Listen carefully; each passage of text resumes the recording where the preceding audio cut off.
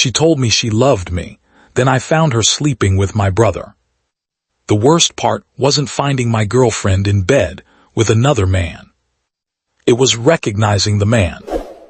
I stood in the doorway at 2 in the morning, staring at my girlfriend, Emma, sleeping beside someone I had trusted my entire life. My brother, Daniel. And just 3 hours earlier, Emma had kissed me goodbye and whispered, "I love you. I'll see you tomorrow." I remember thinking I was the luckiest man alive. I didn't know that was the last night I would ever believe either of them. My name is Ryan. Emma and I had been together for almost 4 years. We weren't one of those couples who posted pictures every 5 minutes or called each other soulmates online. We were quieter than that. But I trusted her. Completely. She knew my passwords. She knew my family. She knew every embarrassing story from my childhood. And she especially knew Daniel, my older brother. Daniel was 32, 3 years older than me, and honestly, he had always been the more confident one. He could walk into a room full of strangers and somehow leave with 10 new friends. I was different. I trusted slowly. But once I trusted someone, I trusted them completely. And Daniel was my brother. So when Emma started spending more time around him, I never questioned it. At first it seemed normal. Daniel had helped us move into our apartment.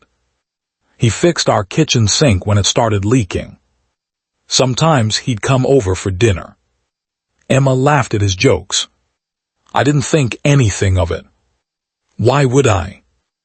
One night Daniel even joked, "Ryan, your girlfriend likes me more than she likes you." Emma laughed. I laughed too. I had no idea how close that joke was to the truth. About 2 months before everything happened, Emma changed. Not dramatically. That's what made it harder to notice. She started turning her phone face down. She'd leave the room to answer certain calls. And whenever I asked who she was talking to, she'd say, "Nobody important." Then there were the late nights. "Work is crazy. I'm exhausted. I'll explain tomorrow." I believed every excuse. One Friday night, she told me she was staying late at work. So I ordered dinner for myself. Around 10, Daniel texted me, "You still awake?" I replied, "Yeah, what's up?" He didn't answer. A few minutes later, Emma walked through the front door. I looked at the clock. 11:47. "Long day?" I asked. She froze for half a second. Then smiled. "Yeah." I noticed her perfume. It wasn't the perfume she normally wore. It was Daniel's wife's old perfume. I knew because I'd smelled it before. But I didn't say anything. I didn't want to become the suspicious boyfriend who interrogated his girlfriend over perfume. So I let it go. That was my mistake.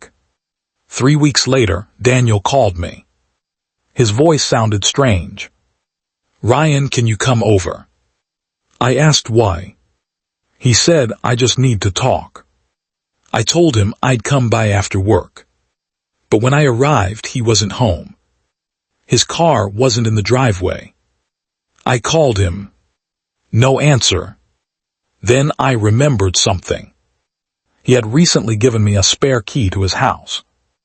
I thought maybe he'd left it unlocked. I opened the door. The house was dark. "Daniel." Nothing. I walked toward the hallway. Then I heard something upstairs. A quiet laugh. A woman's laugh. My stomach dropped. I climbed the stairs slowly. And then I heard Emma's voice. I knew that voice better than anyone. "Daniel, stop." I froze. My brain refused to understand what I was hearing. I walked toward the bedroom. The door was slightly open. I pushed it. And there they were. Emma and Daniel. Together. in the same bed. I didn't scream. I didn't punch anyone. I just stood there, completely still. Emma looked at me. Her face went white. Daniel sat up. For several seconds, nobody said anything. Then Emma whispered, "Ryan." I looked at her, and somehow the only thing I could say was, "How long?" She started crying. Daniel looked away. That told me everything. I walked downstairs. Neither of them followed me. A few minutes later, Emma came down. She was crying. "Ryan, please let me explain." I turned around. "Explain what?" She couldn't answer. So I asked again. "How long?" Finally she said, "Almost 6 months." 6 months. I did the math in my head.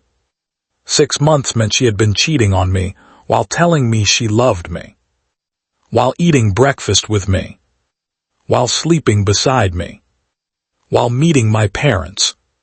And the worst part, Daniel knew exactly what he was doing.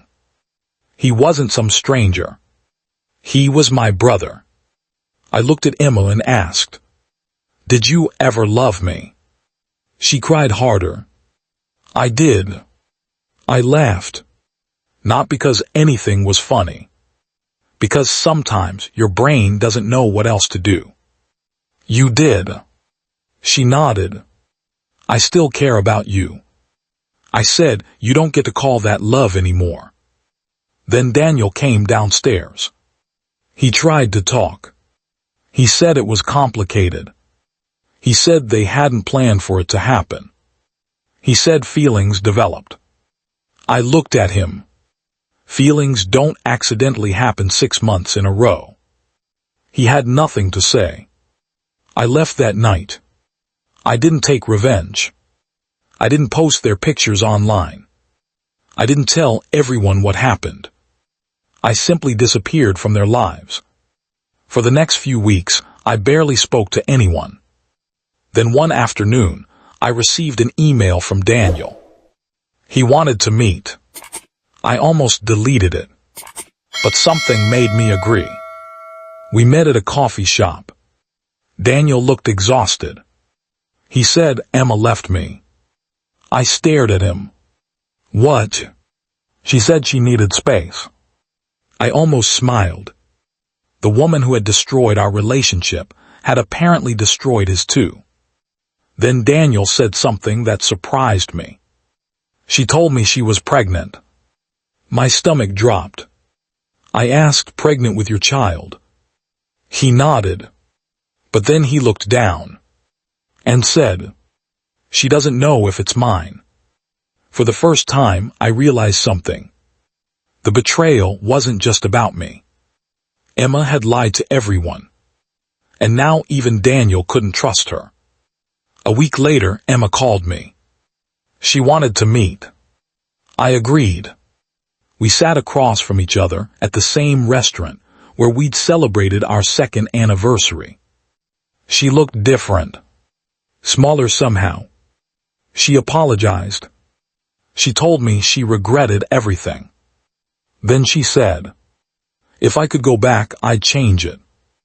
I looked at her and said, "You already had the chance." She started crying. "You gave me hundreds of chances." "No," I said. "I gave you trust. You decided what to do with it." She asked if there was any possibility we could get back together. I shook my head. "Emma, I don't hate you." She looked surprised. "I just don't know you anymore." That was the truth.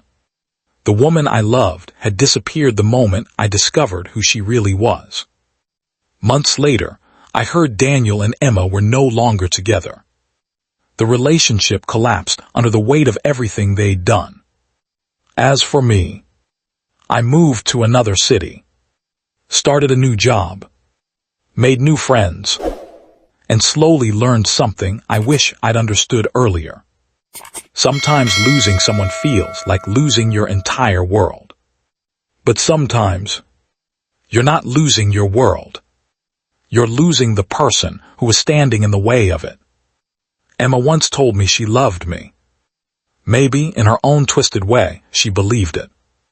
But love isn't what someone whispers when they're holding your hand. Love is what they do when you're not watching. And that night, when I opened that bedroom door, I finally saw the truth.